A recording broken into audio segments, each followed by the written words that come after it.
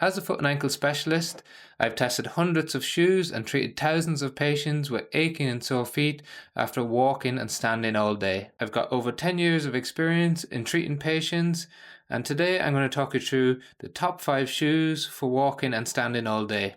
I'll break them down in terms of comfort, fit, performance, heel drop and weight, so you have a better idea at the end of the video of which type of shoe will work best for you. We've got links to all the shoes in the description below.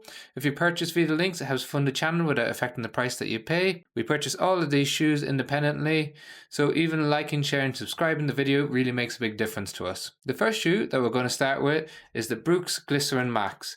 As you can see, it's quite a chunky shoe. It has Brooks's DNA tuned nitrogen infused midsole underneath your foot, so it's super soft, really comfortable, and it's a brand new innovative foam to the market. That means that it doesn't add extra weight to the shoe despite the amount of cushioning underneath.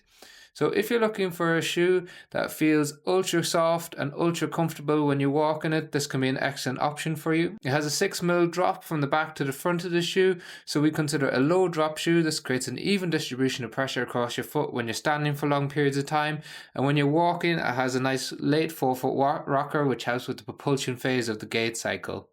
Some of the downsides of shoes like this is having extra cushioning under your foot can make it inherently a bit more unstable. So if you have any history of issues with peroneal tendonitis or posterior tibial tendonitis, this may not be a viable option for you. But for those of you who are looking for a relatively low drop shoe with loads of cushioning and comfort for long periods of time on your feet, the Glycerin Max can be an excellent option. Then, in contrast to that, we've got another Maxc cushion shoe that's more stable, and that's the Hoka Gaviota 5. The Gaviota 5 made big changes from the Gaviota 4 in terms of they completely overhauled their toe box, so it's a much broader toe box, so there's plenty of space for your toes to splay in there, which is excellent and what all shoes should have in our opinion. So nice wide toe box, unlike most of the other Hoka models in the range. Then when we think about the stability elements of the shoe, it's got a J-frame underneath, so this is a more denser foam that runs underneath the shoe and along the inside of the shoe all the way up to your big toe.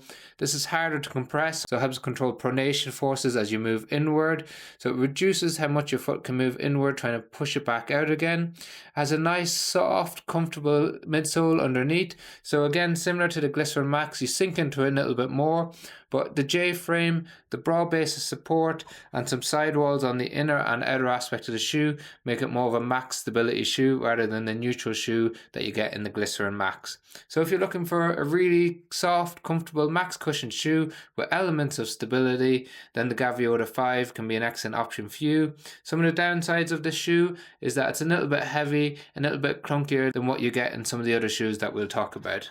Then as we move on to a lesser known brand, it's the Toppo Atmos. So Toppo are renowned for having an anatomical toe box. So this is where it's really snug in the heel and the midfoot, and then it broadens out really nicely in the forefoot, allowing your toes to splay without your foot slipping on top. It's a classic neutral shoe. It's got zip foam cushioning underneath, so it's a little bit more balanced than the cushioning that you get in the Gaviota and in the Glycerin Max. So you don't sink into it as much. It's not firm, but it sits somewhere in the middle, so it's really comfortable. It's a 5mm drop, so it fits into a low drop profile as well. It's got a nice 4-foot rocker, so the wide toe box with the 4-foot rocker, excellent for conditions like motor neuroma, bunions, or metatarsalgia. Then we move on to more of a classic neutral shoe in the Ghost Max 16. It's got the DNA Loft V3 cushioning inside, so it's a little bit softer than the previous model, the 15, and it's a bit more balanced, so you don't get that really hard end feel that you got on the 15. It differs than all of the other 4 shoes in terms of having a 12mm drop from the back to the front of the shoe. So that high pitch allows you to offload your Achilles tendon. Not ideal if you're standing for long periods of time and you've got pain around the ball of your foot because it can put pressure on there. However, if you're looking to offload the back of the ankle or you prefer a high drop shoe, it's a classic neutral shoe, so it doesn't have any tilt one way or the other. It has some elements of stability by having some mild sidewalls on the outer aspect of the shoe around the heel and around the forefoot. It's got a relatively broad forefoot, so it's not as wide as what we got in the Gaviota or the Atmos, but has a normal width, and it comes in an extra wide version as well. It's got a nice plush cushion on top, so it's nice and comfortable, but it provides nice balance stability underneath your foot in a classic neutral shoe.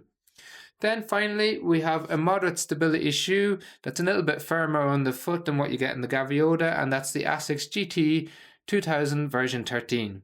So it's got a 3D guidance system built into it, so that includes a wide base of support, some sole flare, which is where the sole comes out wider than where your foot sits in the shoe, and it's got some nice big sidewalls on the inner and the outer aspect of the shoe. Now, sidewalls come up from the midsole, help cradle your foot, control pronation moments on top of the shoe, and stop your foot from sliding from side to side.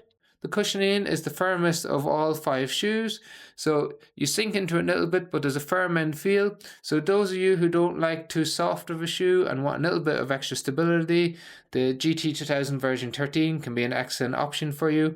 It comes in a normal and in an extra wide version for those of you with a broader foot, and it provides mild stability without putting forceful pressure underneath the arch of your foot. So there we have 5 contrasting shoes for standing and for walking all day. They all provide different elements of cushioning, stability and performance.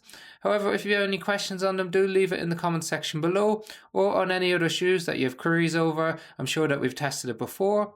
Otherwise, buying through the links really helps the channel, or liking, sharing, subscribing can make a big difference to us. Thank you very much for watching.